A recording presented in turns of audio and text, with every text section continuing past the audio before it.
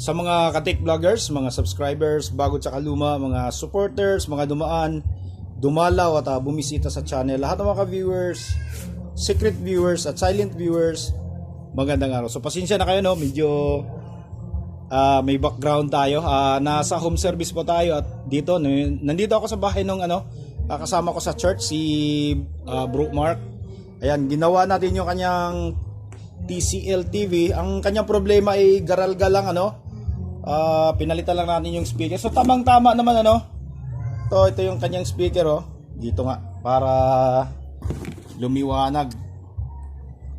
Ayan, so itong mga speaker na to ay wala na, sira na talaga, kaya ito yung dahilan kung bakit garalgal, So kinuha na natin ng video para naman may remembrance si Bro Mark. Ito siya, Yan, mag-hi ka sa mga kamag-anak mo sa Cagayan. Pangalanan mo na, shoutout, pagkakataon mo na to ngayon. Kamag-anak sa Mindanao. Hindi, pangalanan mo na.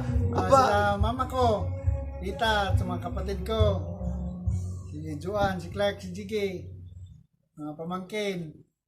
Ayun. So, tamang-tama, napalitan at nagawa natin agad kasi meron siyang isang TCL na 32 inch na basag yung kanyang panel. Kaya kinatay na natin, ayan, kinuha natin yung mga mapapakinabangan kasi yung isang yung isang TV niyang sira ay binili lang ng nung nagbubutibakan ng 20 pesos. Kaya nakakapanghinayang ito. Kinatay na natin 'yan.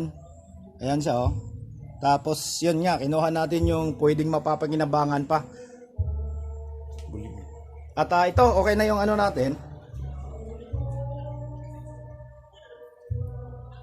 Ayan, yan yung ginawa natin. So maayos na yung kanyang tunog, bumalik na sa normal. Para malagpasan mo yan, kailangan maiayos ang takbo ng iyong utak. Kailangan maiayos mo, kaya you need to put your mind. Okay, so hanggang dito na lang siguro tayo, So maraming salamat. God bless at bye-bye.